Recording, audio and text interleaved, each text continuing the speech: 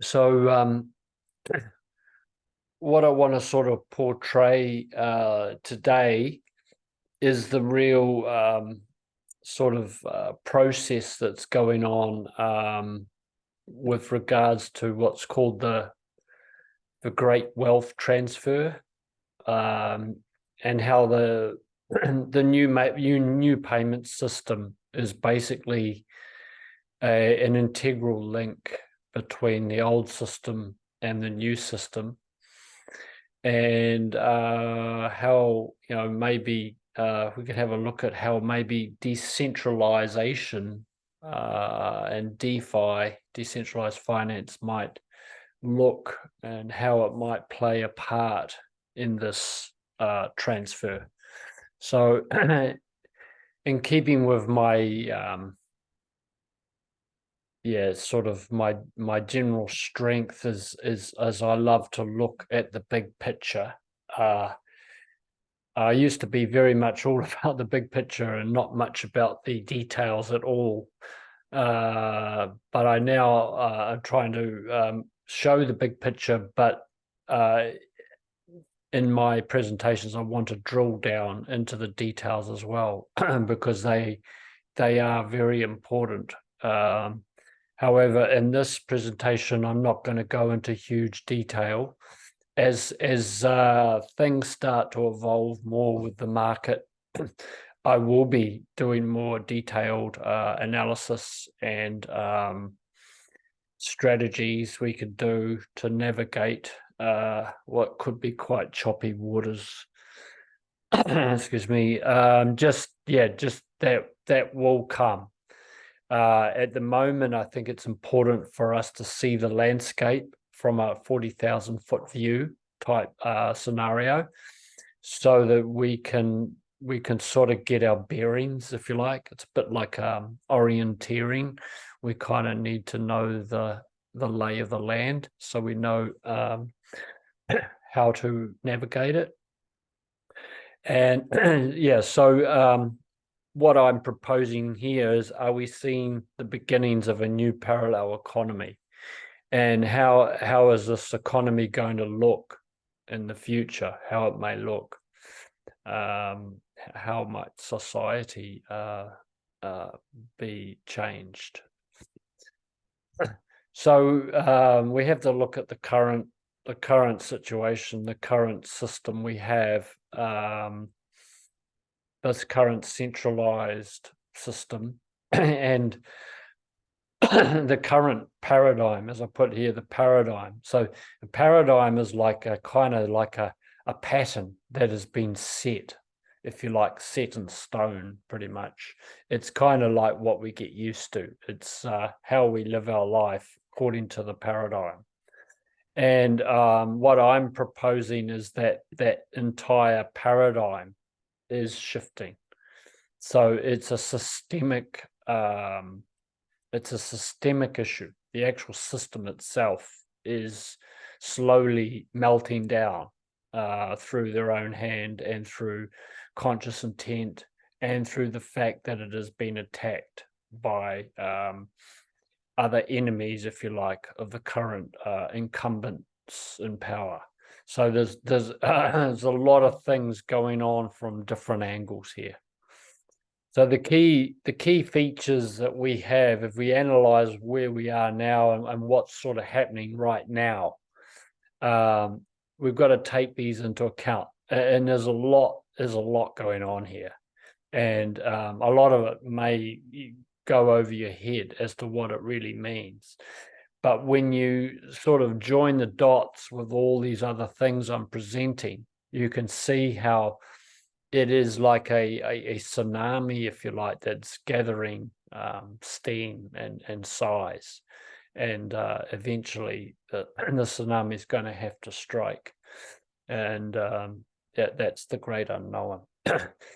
So, but anyway, the key features are the US reserve currency and the Federal Reserve, the IMF and the BIS, and the roles they're playing.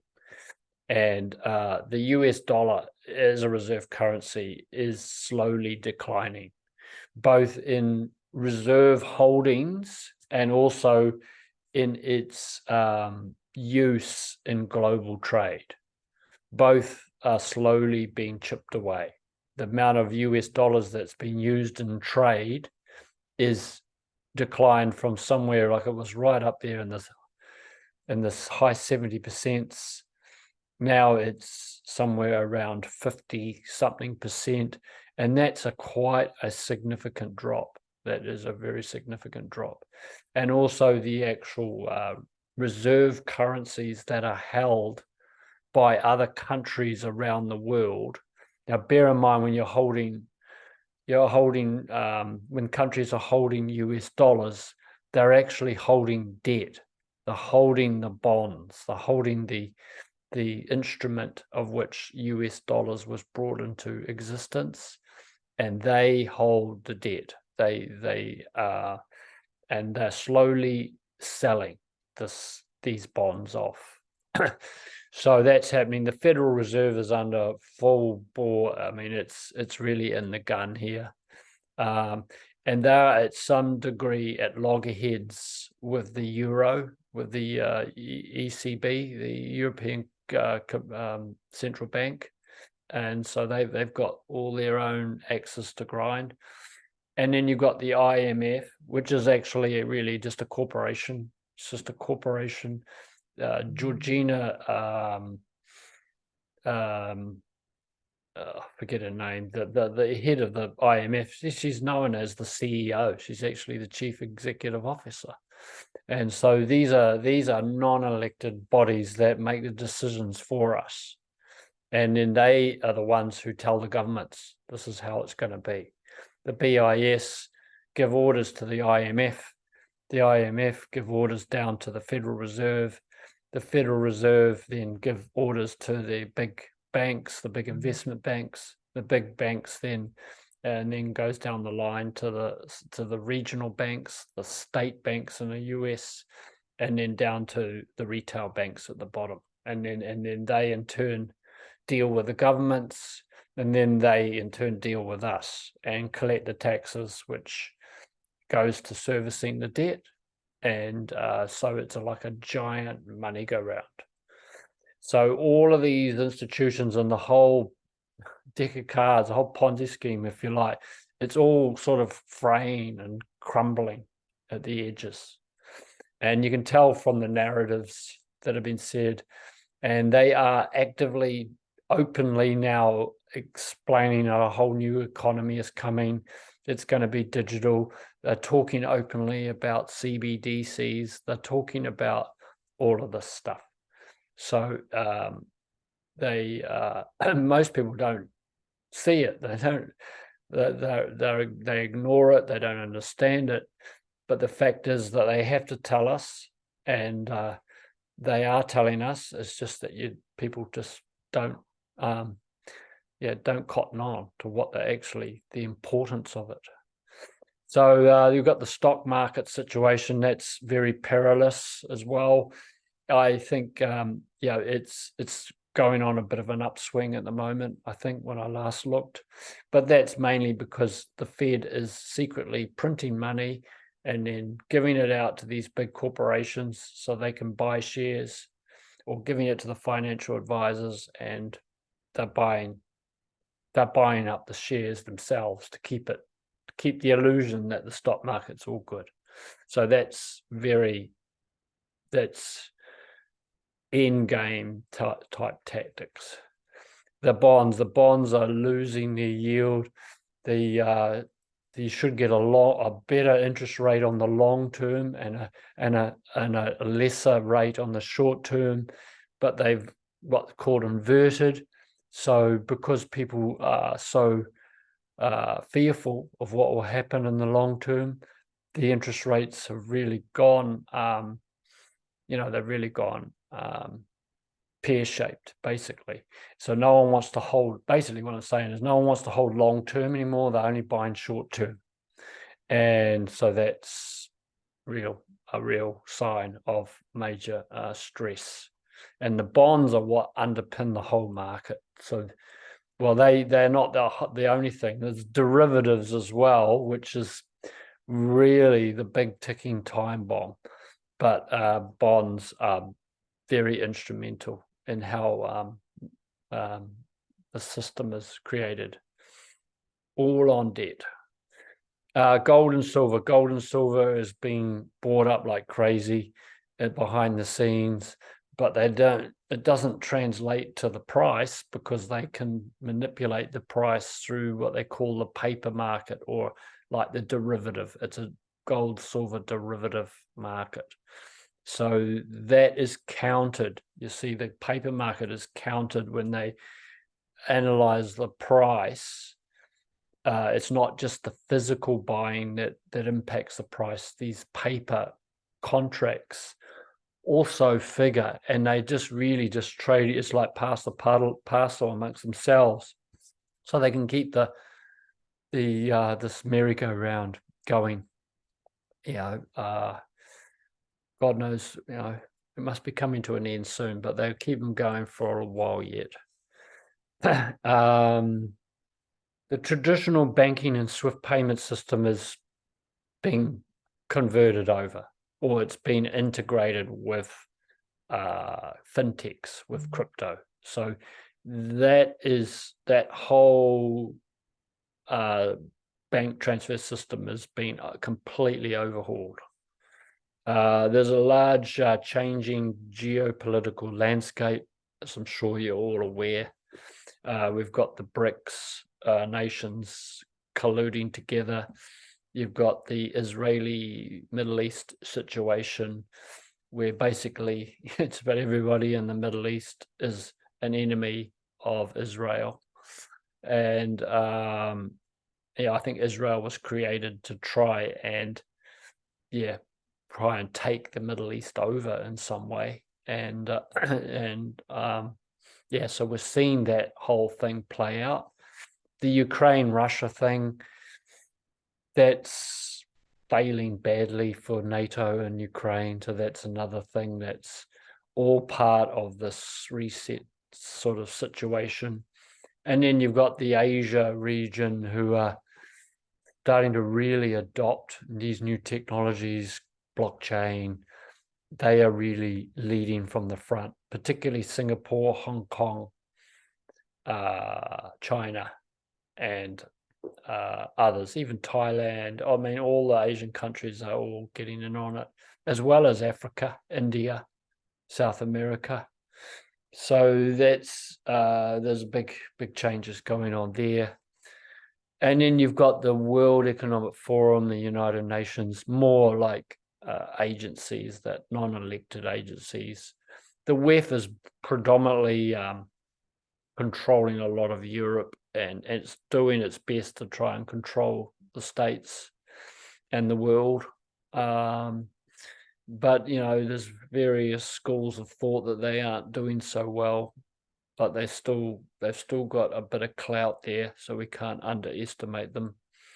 And you got the United Nations, who are fully pushing this sustainable development goals and climate change, and they also behind the one world government type thing. So this is kind of what we're kind of dealing with now.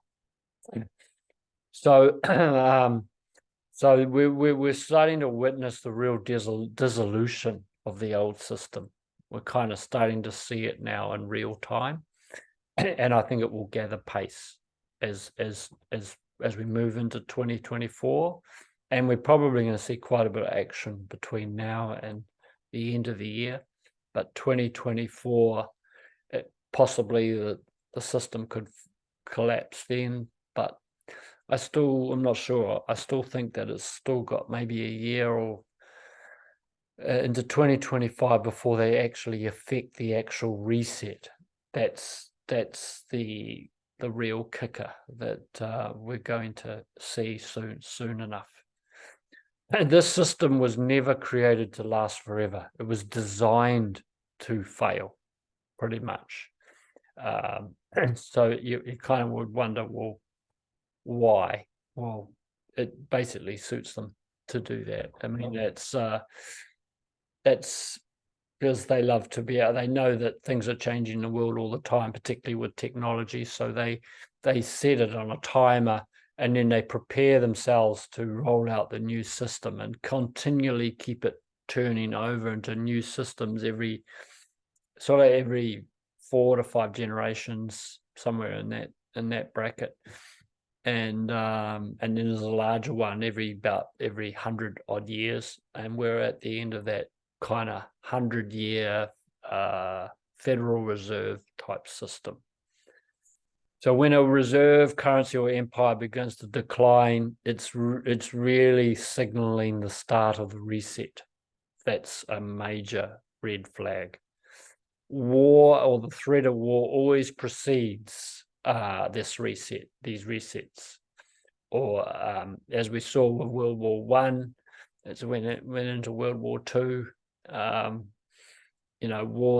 was a major feature of that reset, along with civil unrest as well. It's almost designed to upset us and uproot us, make us all very jumpy and destabilized, so that renders our energy more or less effective, and we don't focus on what's important, and we get all focused on minor things or our own sort of survival, if you like. Meanwhile, behind the scenes, they're making the big changes. And money printing and a massive melt up before meltdown. So yeah, it's another reason why I think that the system isn't ready to fall on its sword just yet, is because I think that they're going to turn the money printers on full bore, and this is going to drive a massive melt up, which is when the market just goes really crazy. Stock market and the crypto market will also benefit from this. I think that's why we will see quite a bull run in 2024. And then, but that's also the incumbents realizing this is their last major play to make some money before the system melts right down. And it happened, if you look in history, this is how it plays out. There's a big, huge rush at the end, and then the collapse. And manipulated markets keep the system alive for longer, like secret money printing, like fudging the inflation figures. They're fudging all the figures: inflation, job numbers, debt. The debt that they're talking about is way bigger than the debt that's advertised. And this is all to put us into a false sense of security, or a false illusion. So, and then you're seeing the control for power between various factions. Different factions are sort of at each other's throats. Different Illuminati families and all that vying for it. The Chinese, the Dragon families, the Rothschild clan, the Rockefeller clan, JP Morgan clan, they're all kind of fighting. So it's not a clear-cut war. It's very much an asymmetrical war. There's no symmetry to this. It's expect the unexpected, and you don't know what the effects could be. It's very hard to predict how certain things will go. Compartmentalization and its part to play. Yeah, compartmentalization means, the boys at the very, very top, they're the only ones who know what they want to do. It's passed down through the tiers, down through the hierarchy on a need-to-know basis. And a lot of people that we think have all this power, maybe even to as high as the Rothschilds and Rockefellers, and they give out their plans and all that, and people get very fearful because they take them as total objective, that's going to happen no matter what. And really, it's really, to me, it's that's not the case. but they put that out there as an illusion of strength. But they don't know the ultimate plan that even the puppet masters have got up their sleeve. So that makes it even more unknown. So this is where we've got to take the power back. This is where the people come in, and we've got to know that their illusion of strength is an illusion, really. It's only arbitrary power. In other words, it's only temporary power afforded to them because they control so much money. There's a saying, energy cannot be destroyed, only transformed or transferred. And this wealth transfer is just an energy transfer, ultimately. All of our labors and all of the resources that we've built up, everything we've invented, everything that's been created, all the wealth that we've pulled out of the ground and all that, and there's an extraordinary amount of wealth still in the ground.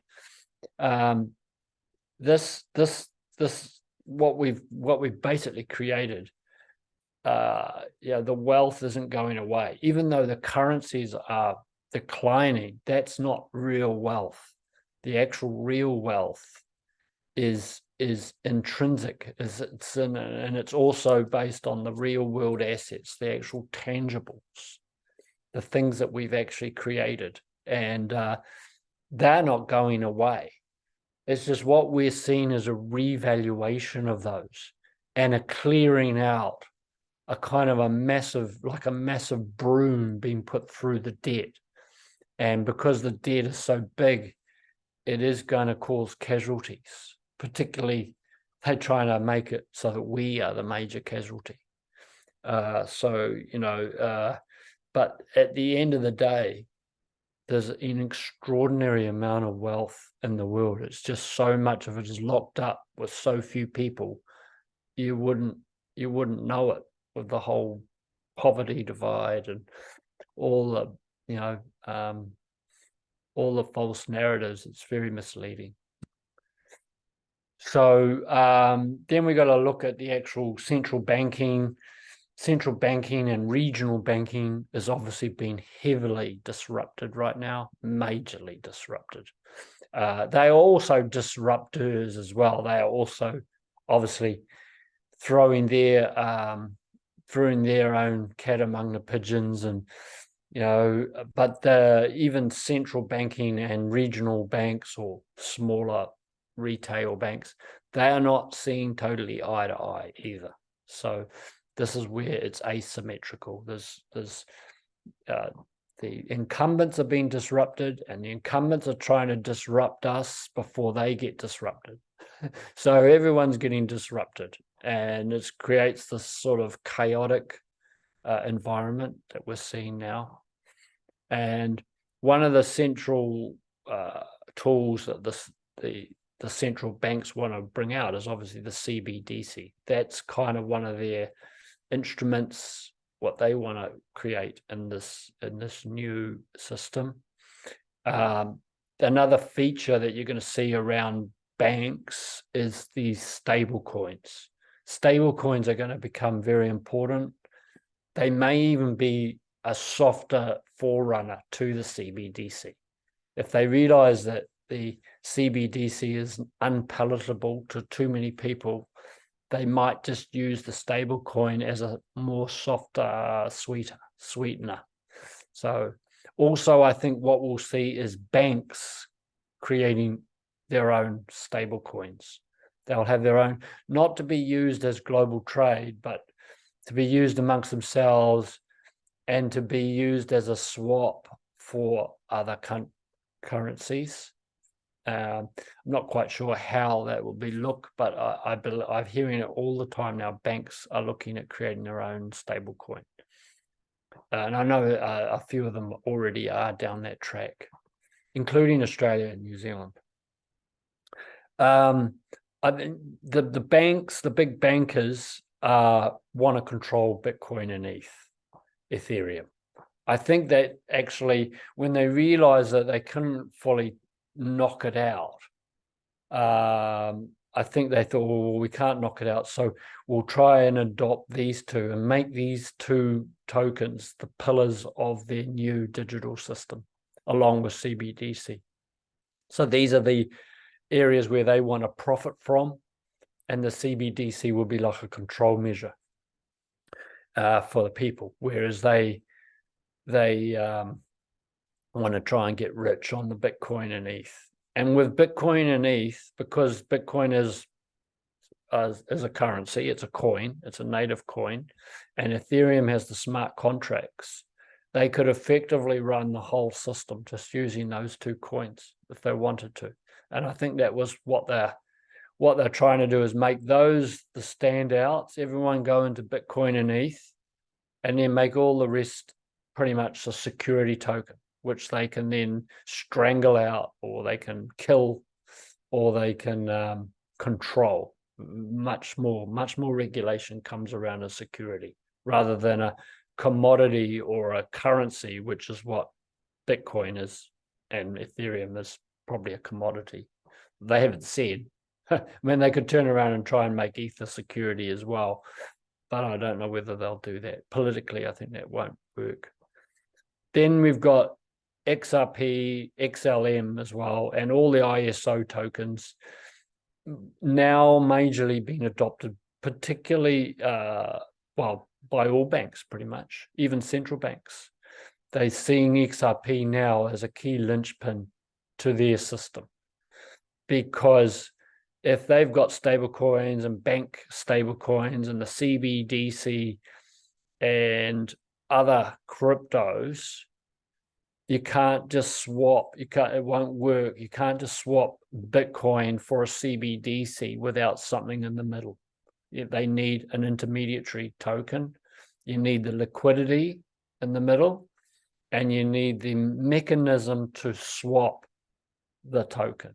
And that's where XRP comes in. That's what it's been designed for, as a neutral currency as well, which means it's neutral. It doesn't have ownership.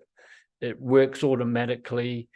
It doesn't, care about which allegiance you have, which religion or ideology or anything. It's just a currency that works neutrally and perpetually, automatedly.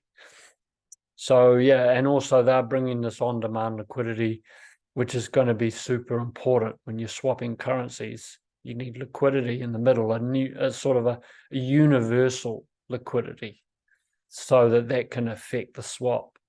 And that's hugely advantageous to banks, because then they have a lot of money locked up in these accounts they can't touch, and then they're going to be able to release those funds, which amount to trillions.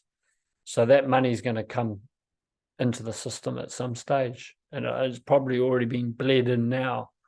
So there's like a veritable waterfall of money there.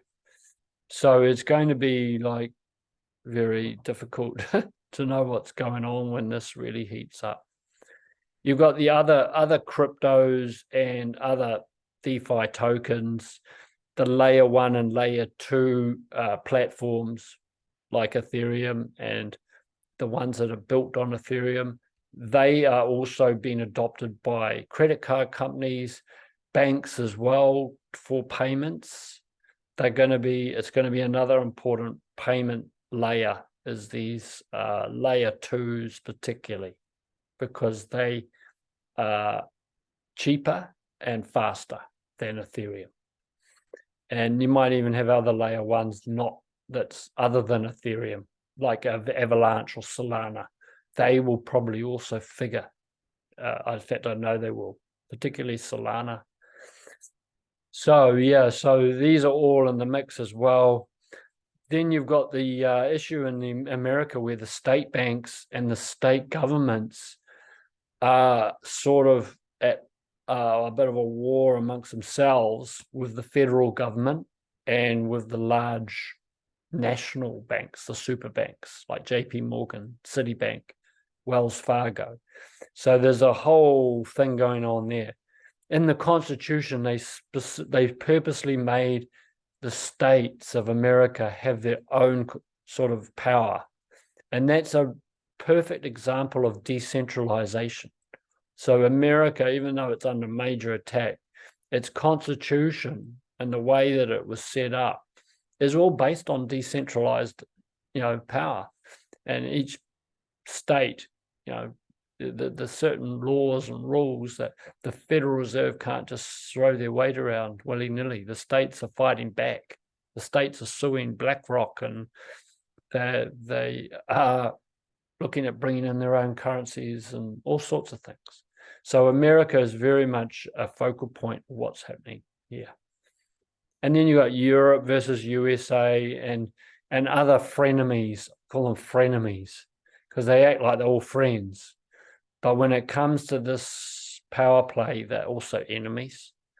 And they act all nice to each other's face, and they slap each other's backs and shake each other's hands. And that's what we see sanitized on mainstream media. But really behind the scenes, they're really warring against each other. So I call them frenemies. And there's all sorts of, crossfire going around. China's obviously at the center of it as well. And obviously the Russia thing, and all different countries are all now fighting and vying for survival, really, and for their own autonomy to varying degrees, or they're willing to throw it away just to sidle up with one of these the bigger players. So sort of features that we're going to see for this new global payments system, and the fintechs, the financial technology firms, and APIs. So this is one of the things we're seeing is the open banking system. Open banking means that all banks are now competing with various fintechs and crypto firms, and by way of an API, that's the linchpin, application programming interface, which can join everything up by their programming language. Then I asked a question: how is ISO 20022 going to work?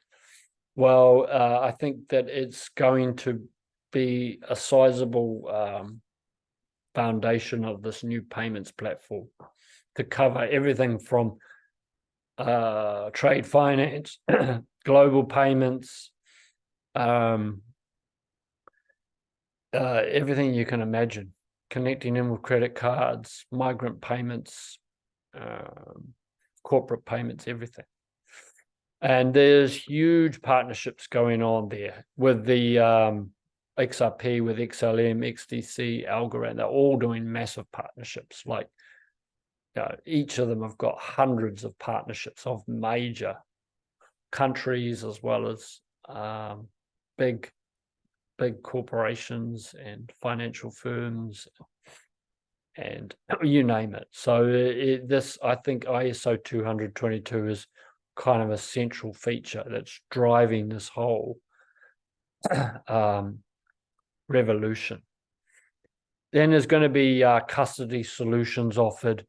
In other words, banks and non-banks are already vying for the big custody market, which is basically just simply where they hold your crypto for you. And yeah, it'll probably be quite safe for a while, but I still wouldn't want to have my money locked up in their custody solution.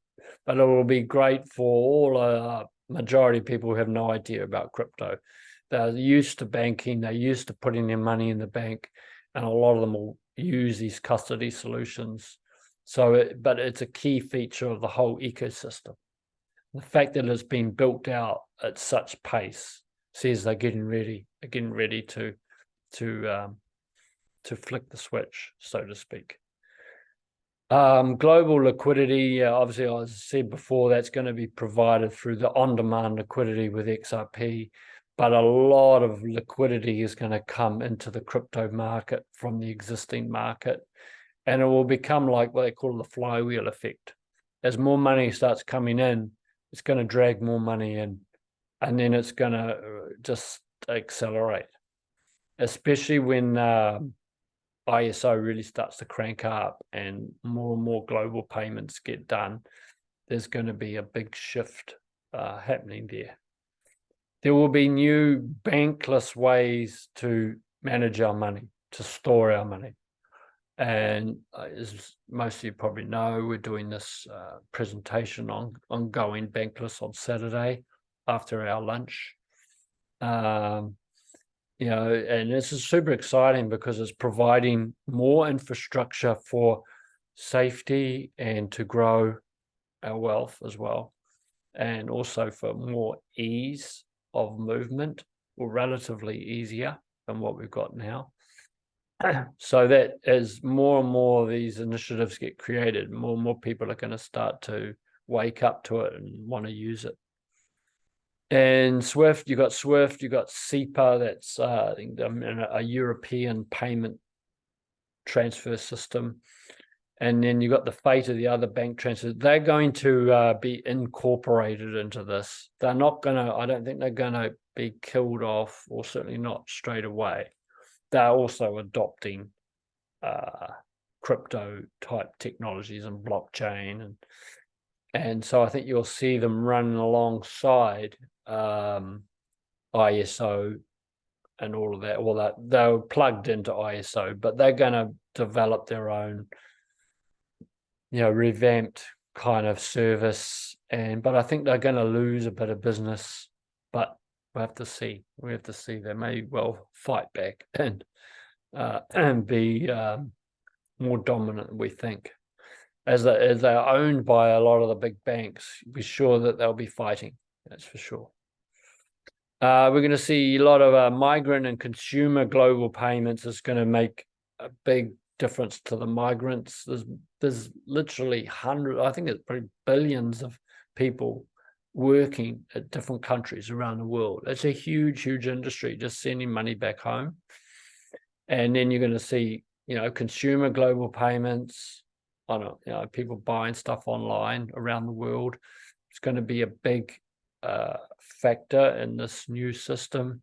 Corporate payments will be huge as well. Trade finance, big purchases they make from other firms.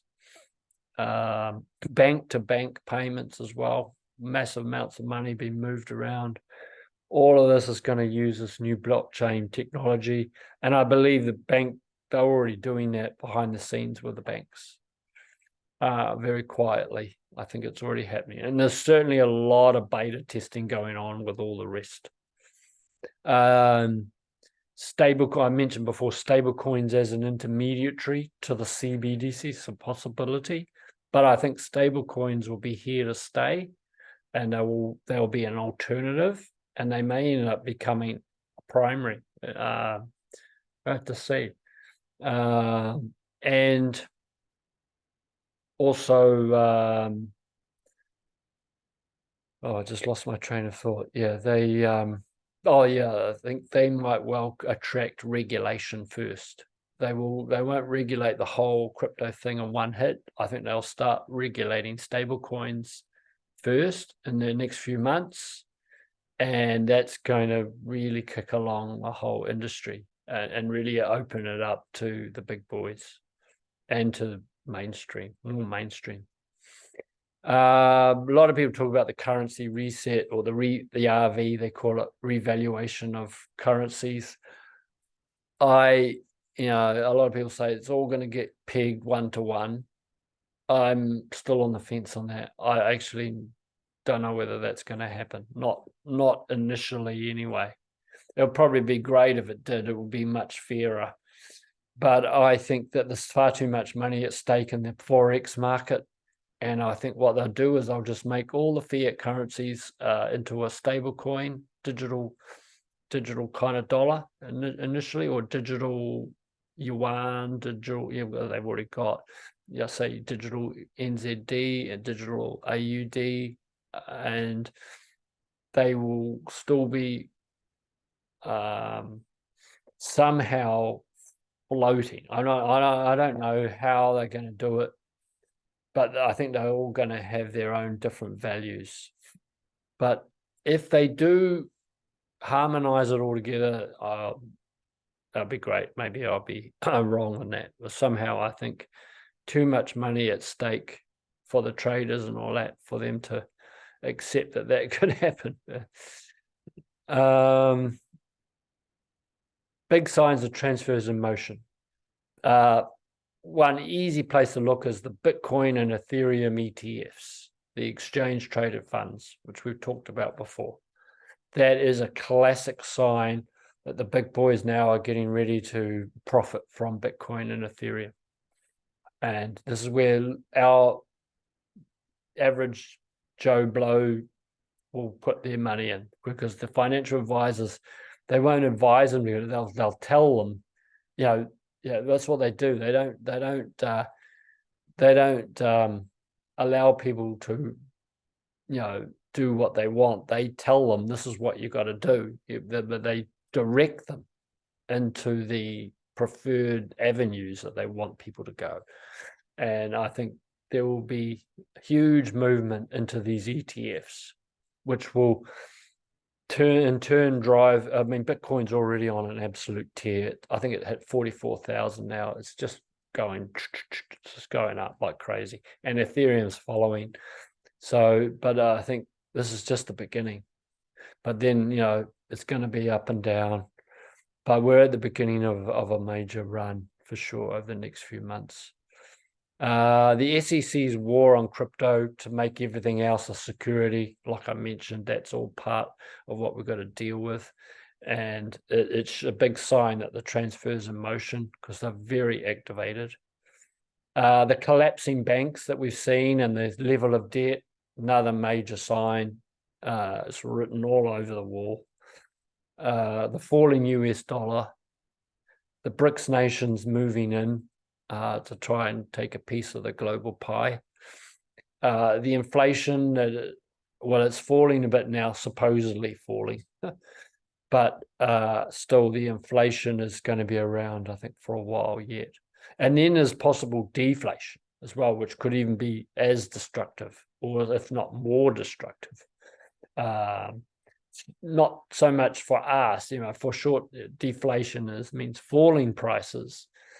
But as far as the actual system goes, the system will not be able to stand deflation for very long, and that could just totally collapse the system, because the debt then will exponentially get bigger, whereas inflation helps to bring the debt down. This is one of the reasons why they like inflation, to manage their own debt while at the same time killing us at the checkout and all of that.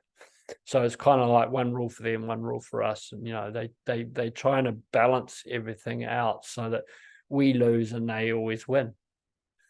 Gold buying from countries and from big banks, huge. They are stocking up on gold, I think, because there will be a revaluation of gold, a new benchmark. They will set a new benchmark of gold to maybe a new currency, or I don't know, a currency that they haven't brought out yet. But I think that they're gearing up to revalue gold. And if they revalue gold, you can be sure it's going to be revalued at a higher price. And so gold, silver, could be it's a great store of value. It always has been a store of value. It always has. 100 years ago, you could have bought a suit for $45. That's what the price of gold was. Today, 2,100. It just hit 2,100. You still buy a suit for that same amount of money. But what would $45 from 100 years ago buy you today? Virtually nothing. So that's why gold is so in demand. It's predominantly for the banks. It's not intended for us. They don't like us buying gold and silver. So you've got to ask yourself why. But anyway, the fact is that they're hoarding gold right now. So this is another sign that everything is well in motion. The CBDC narrative, which I've noticed now is taking a different turn, and they're putting more emphasis on privacy, and we've got your privacy in mind, and rah, rah, rah. Whereas the BIS has come out straight. He said that Austin Carstens, or whatever his name is, we need to know where every dollar's going, and we have the tools to implement it. And it's real tough talk, but I really think that's them trying to be tough to scare us. I think when the rubber hits the road, it's going to be very difficult for them to roll it out under that. So they'll do it more softly, and then try and rein us in more and more as time goes on. And then the open banking APIs, which we mentioned before, that are well and truly being developed. Another sign that everything's in motion. So then we got to look at, well, what's the role of decentralization, DeFi, and how's this going to affect everything? It will take time to evolve. We're not going to go into a fully decentralized system straight out from the outset. There's going to be little pockets, and there's going to be places of decentralization, but a lot of it is a lot of the cryptos, the top existing cryptos, will be financialized by Wall Street, which basically means they're going to do to them the same as what they've done previously. They're going to turn them, as say, into ETFs. They're going to turn them into derivatives. They want to try and sanitize the whole DeFi aspect. There'll be KYC more and more coming for decentralized projects, which is kind of defeating the purpose. And you're going to see the big power players try and commandeer crypto for themselves and turn it into another sort of a centralized kind of instrument. However, core technologies like XRP and there's others, Chainlink, Cosmos, there's a lot of other decentralized projects where the actual tech is untouchable.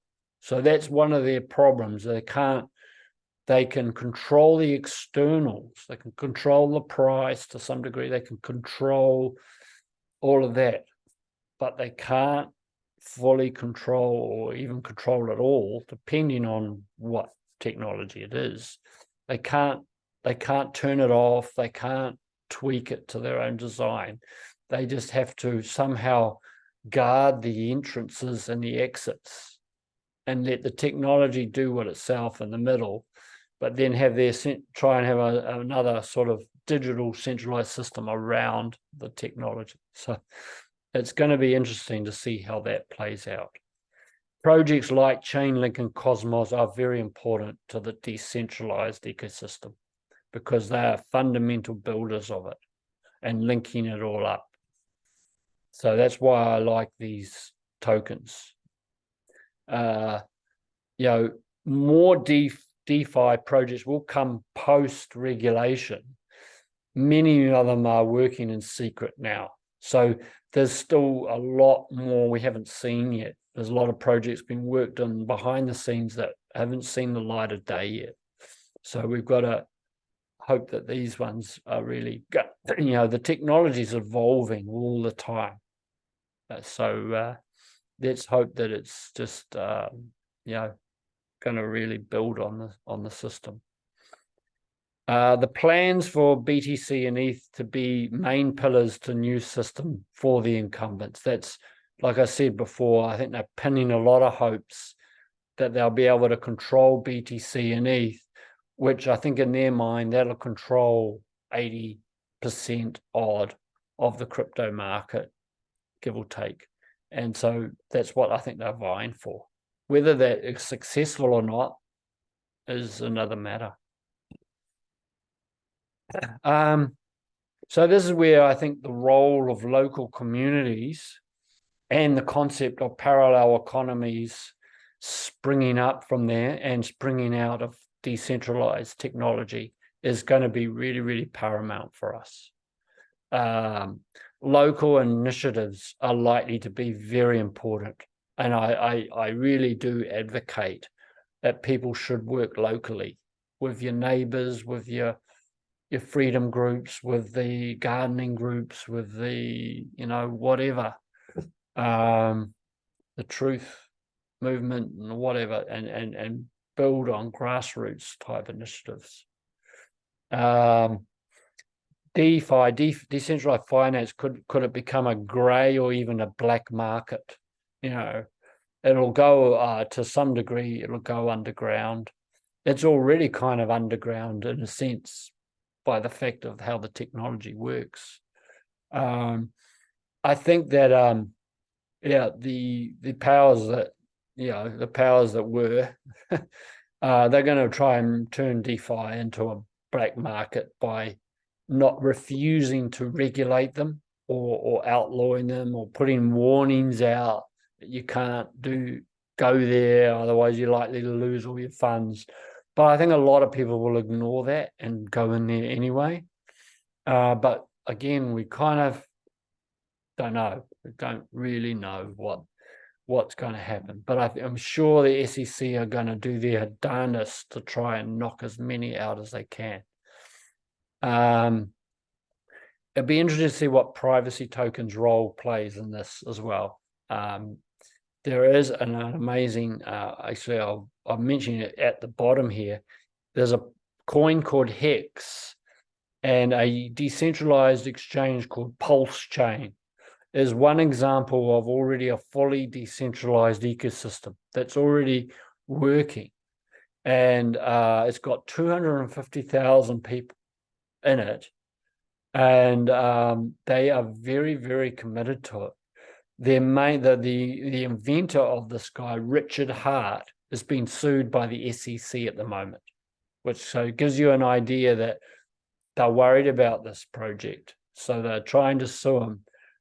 But so far, it doesn't look like the SEC is getting much headway. So that's good news.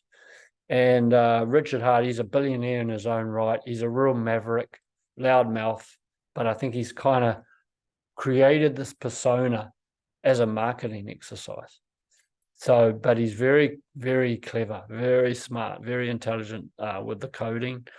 So there's an example already of a fully decentralized ecosystem.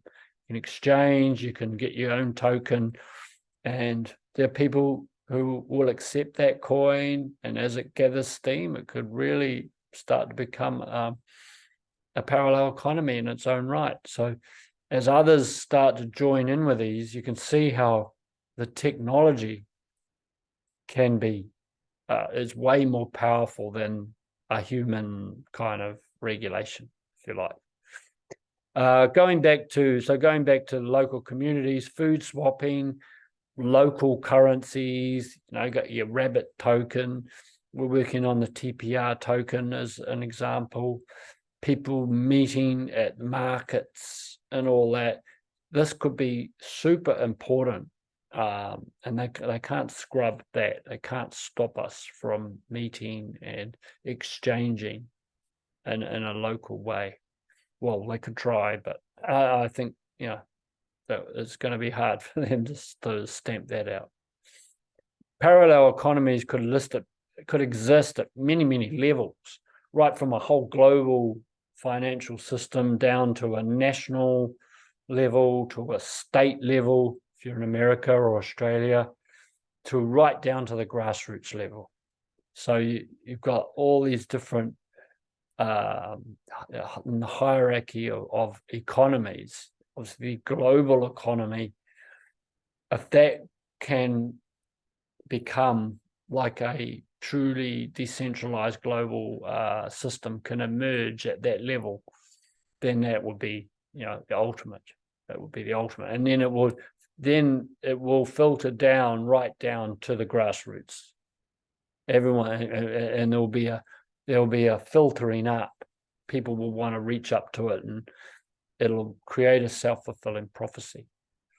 So that's a big unknown as to how long that could take and whether it will happen.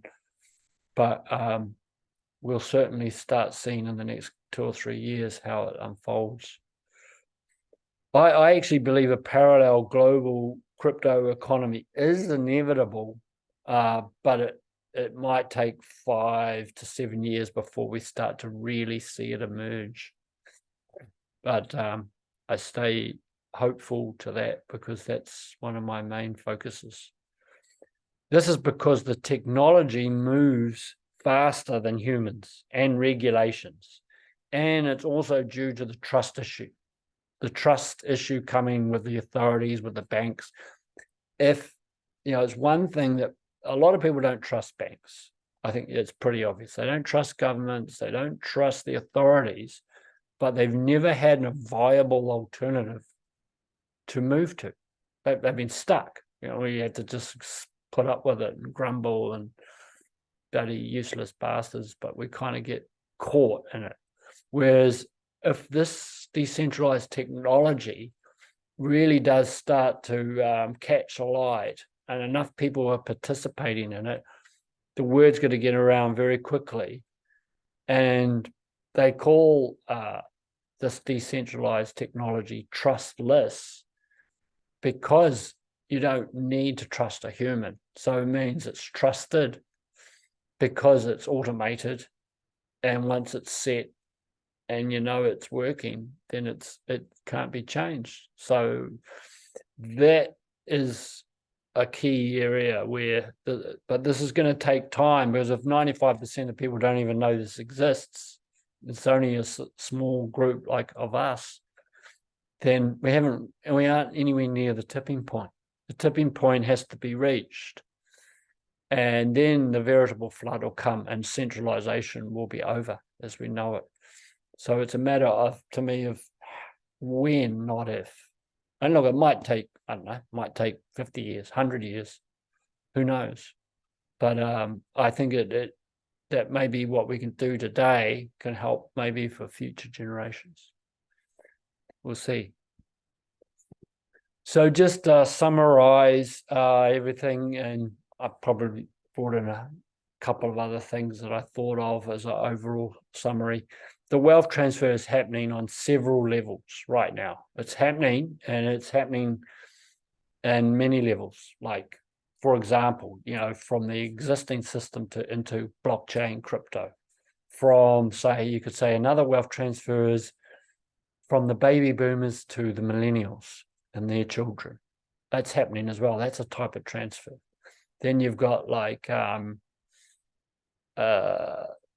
wealth moving from, say, one block of countries to another block. Say you could arguably say that more wealth is going to start draining out of the US and start going into other countries that are rising up. Like, say, maybe I don't know, it could be China, it could be Russia, I don't know. But there is money, the big wealth is starting to move into different, I'm looking for new homes. So and it's not just money as per se, it's resources and assets and all sorts of things. And it's moving between different generations as well as different asset classes. So crypto is a new asset class. It's leaving the old asset classes like bonds and stocks and stuff. Real world assets moving to the blockchain, it's happening. It's still quite small, but it's starting to exponentially starting to grow. Very low base, so it's still small. But this is what tokenization is going to do. There's dangers in that as well. There are dangers, but there's also major benefits. The thing is, the river's already flowing that way. We can't stop it. We can't stop this. You could, try and close your eyes and bury your head in the sand and hope that when you open them, then it's not happening, but it will still be happening. So various new currencies are emerging, which makes it even more interesting. So we don't really know how it's all going to play out. It's game theory here. It's all game theory. The existing system is in a slow, controlled collapse. I think that's becoming fairly obvious. Full collapse, however, is not certain. I don't know whether they'll let the whole system collapse to the ground. I used to cheer that on. I used to hope that would happen. I used to see that happening. I don't see that anymore, because I think if the system completely collapsed, then absolute mayhem would reign on the street. And I don't think we want that. Even though this system, even though I'd like to see it collapse to the ground in many ways, to start afresh, that it would just be so painful. And so I think that the incumbents are banking on that. So anyway, so I think that what will happen is, as it starts to go into free fall, then that's when the reset will come in.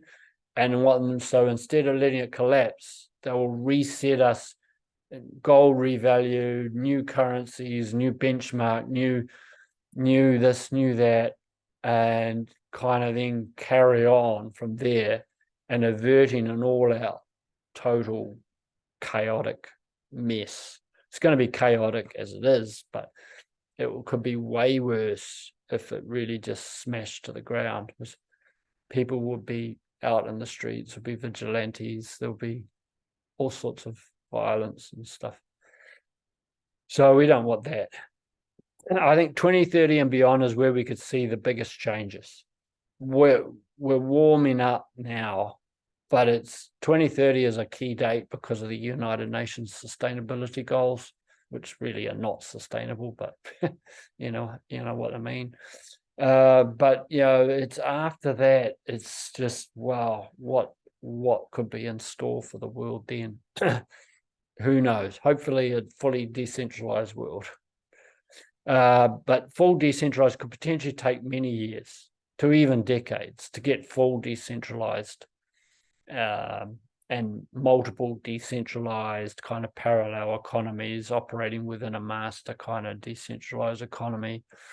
But again, it's just, this is going to take a life of its own. It depends on how awake we are. It depends on how much damage is being done to the existing system, who's been taken out, who's going to be still remaining. There's so many unknowns. So I'm not here to predict exacts. I'm here to give a general, portrayal of on a slightly more bigger scale. I think the lower income bracket are going to be pretty affected by the CBDC, and other people who are really just, unfortunate welfare, elderly, people who are sick and all of that. It's going to be hard. It's going to be hard for them. The wealthy hedge fund managers are eagerly wanting change, and the DeFi. So that's kind of also an interesting. And some of the banks as well are looking for change. The smaller banks don't want to be under the thumb of the central banks. Some of these very wealthy hedge fund managers and asset managers, they just do not like the CBDC. And I've seen enough of their comments and articles to know that that's an absolute fact. So I have to see them as an ally. As the infrastructure is built, the new crypto infrastructure is built and gets adopted, then crypto will fly, especially after the regulations. Because once the regulations are in, then that's a signal to all the masses to come in on in. And the regulations could be quite friendly to us. Hopefully there's no worse than what we've got now. Although I'd like to see it a lot better than what we've got now. But in a worst case scenario, at least where they're positioned to take advantage of this changeover. Safety with money, to me, comes first. Protecting what you've got has got to be your first priority. Then growth, potential growing your wealth, and then looking at the real decentralized options. Can then we've got some resources, we've got maybe more time, we have more money, so we can then help to free up our energy as well. So then we can go in search of new opportunities, connect with other people, get the word out, all this sort of thing. Humans are very adaptable. When they understand what's happening, they will come together and unite eventually when they realize the extent of the problem. Financial technologies is one of the biggest disruptions to life, I believe, that we've seen for many, many decades, at least going back to World War II, World War I area. That was major. I mean, imagine being alive in that time of in the world. That would have been horrendous. So yeah, we think this is nothing new under the sun, what we're going through. It may not make you feel better for all the bullshit that's going on, but the fact is that this is the way that the world is, and this is why we've got to try and make a change, to try and make it better. And I'll put in here that I'm very wary of the Jasara, Nasara, and the QFS narrative. I see it circulating around. I get people tagging me as the QFS, and it's going to look like this, and quantum computers and blah, blah, blah, and quantum computers linked to the blockchain, and how the ISO is the QFS and all this. I don't know about that. In fact, I'm pretty sure that I know I don't agree. See, the thing is, you can say QFS and it sounds wonderful. Quantum financials, wow, sounds great. But what does that actually mean? Anyone could say that. Anyone could say, oh yeah, we've got the QFS coming in. Well, so you don't need to worry. Or Jasara. But what are the details? How's that going to look in the real world? How's that going to show up to us? And that's where they can paint this beautiful picture of, well, we're going to get debt wiped, and we're going to have this incredible system that's just instantly going to be there, and and notes that are all quantum tracked, and quantum computer. They're miles off having a quantum computer that can do all that. I can tell you, I'm absolutely certain of that. And if you ever follow Anna von Reitz, she's a very, very smart lady who's been deeply in the system. She wrote an article about it, and she was scathing about people who believe in the quantum financial system. Same with there's other sort of economist type people who have also shredded the whole concept of quantum financial system.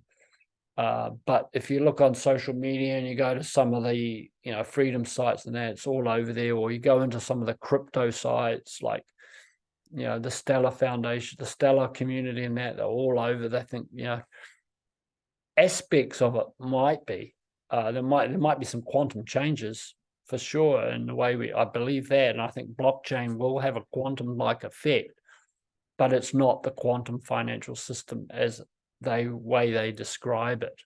And it's very linked in. I noticed the narrative and the wording of QFS is very similar to Jasara. So that's just my opinion. I would not say ever that I'd like to be proven wrong on this, because it would be so nice. But I really, really think that if everyone's just going to get handouts, and we're all going to be instantly divvied up this wealth and rah, rah, rah, and that's going to be wiped, then people aren't going to learn anything, and they're just going to go back to the same old ways, and there won't be any fundamental mindset shift.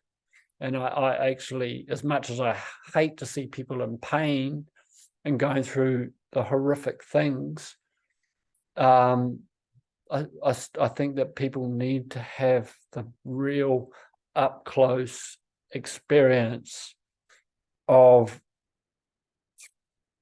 just how ignorance and how just not participating in this world is very detrimental. It's very detrimental. So I think we need quite a hard wake-up call to steer us back on track.